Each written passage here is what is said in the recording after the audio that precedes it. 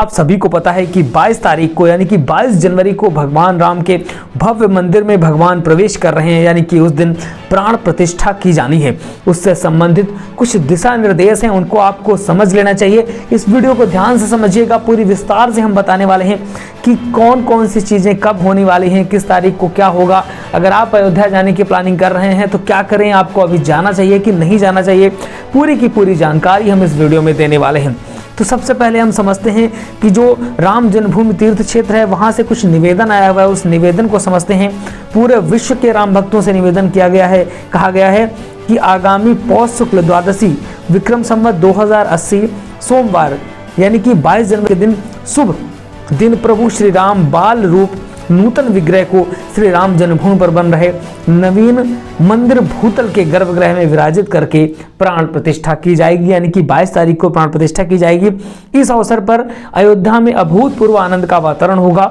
आप भी प्राण प्रतिष्ठा के दिन अपने घरों पर सुबह 11 बजे से दोपहर 1 बजे के मध्य अपने गांव, अपने मोहल्ले, अपने कॉलोनी, किसी मंदिर या आस पड़ोस कहीं पर भी एकत्रित होकर के भजन कीर्तन करें, टेलीविज़न पर कार्यक्रम देखें जो आएगा, अथवा LED स्क्रीन लगा करके अयोध्या के प्राण प्रतिष्ठा का लाइव जो टेलीकास्ट होने वाला है उसको देख सकते हैं।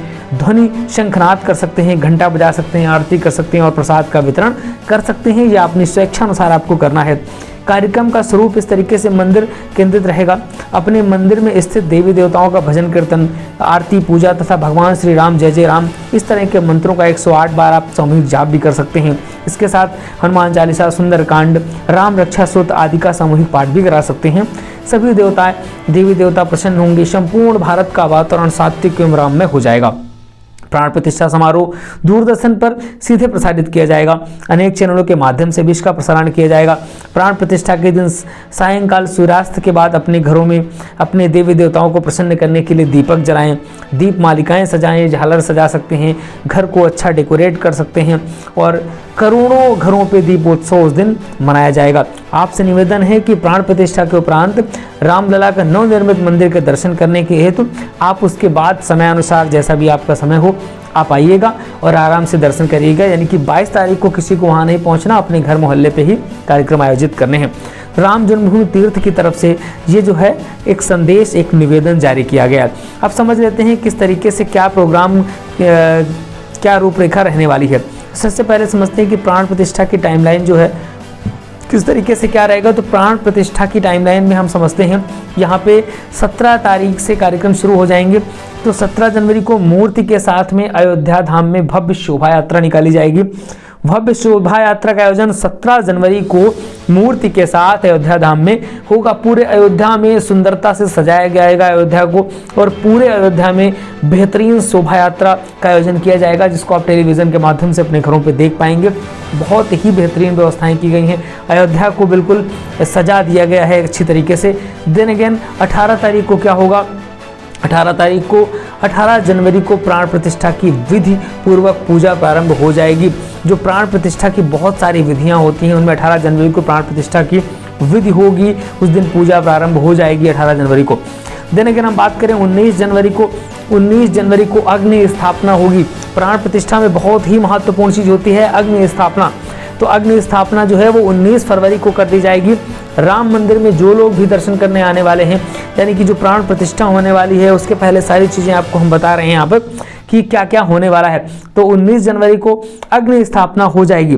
देन अगेन 20 जनवरी की बात करें तो 20 जनवरी को यानी कि जब आपका वहाँ पे स्थापना होनी होगी रामलला की, उसके 2 दिन पूर्व 20 जनवरी को गर्भगृह को सरयू से लाए हुए पवित्र जल से साफ किया जाएगा। सरयू से पवित्र जल लाया जाएगा और उस जल से पूरे गर्भगृह की सफाई की जाएगी, धुलाई की जाएगी और उसको पवित्र किया जाएगा। ये एक बहुत ही महत्वपूर्ण कार्य है। इसके अलावा प्राण प्रतिष्ठा कार्यक्रम में 21 जनवरी को यानी कि प्राण प्रतिष्ठा से एक दिन पूर्व 21 जनवरी को रामलला को 125 कलशों के दिव्य स्नान कराया जाएगा। 125 कलशों में विभिन्न प्रकार की चीज़ें होंगी, विभिन्न प्रकार की विभिन्न नदियों से, देश के कोने कोने से लाए हुए विभिन्न नदियों का जल होगा जिनसे उनको स्नान करवाया जाएगा और इसके बाद प्राण प्रतिष्ठा का कार्यक्रम होगा। एक लंबी प्रक्रिया होती है प्राण प्रतिष्ठा की। जो लोग प्राण प्रतिष्ठा में शामिल होते हैं उनको भी ये 7 से 8 दिनों का जो है एक उनका होता है कि उनको क्या क्या चीज़ें फॉलो करनी हैं। पूरे 8 दिन वो उसी तरीके से फॉलो करते हैं, व्रत रहते हैं, तमाम चीज़ें होती हैं उसमें, और इसके बाद स्थापना हो पाती है। इसके बाद हम बात करें 22 जनवरी को, यानी कि जिस दिन रामलला की स्थापना होनी है वहाँ पे प्राण प्रतिष्ठा की जानी है। तो प्राण प्रतिष्ठा कार्यक्रम में टाइमलाइन क्या है कि 22 जनवरी को मृगशिरा नक्षत्र में प्राण प्रतिष्ठा होगी, जो कि दोपहर के 12 बजकर के कुछ मिनट से मृगशिरा नक्षत्र लगना है और 1 से 1.5 मिनट के लिए ही वो समय रहना है जिस समय प्राण प्रतिष्ठा का कार्यक्रम किया जाना है। प्राण प्रतिष्ठा एक बहुत ही महत्वपूर्ण क्रिया होती है हिंदू धर्म में। जब भी किसी मंदिर में किसी मूर्ति की स्थापना की जाती है तो प्राण प्रतिष्ठा की जाती है, और उसमें एक प्रक्रिया होती है कि आंखों में पट्टी बांधी जाती है जिस भी मूर्ति की प्राण प्रतिष्ठा होती है, और प्राण प्रतिष्ठा होते हुए उस पट्टी को खोल करके सामने से शीशा दिखाया जाता है, आईना दिखाया जाता है, और वो आईना उस तेज से, उस प्रताप से, उन आँखों के प्रताप से आईना टूट जाता है, वो शीशा टूट जाता है।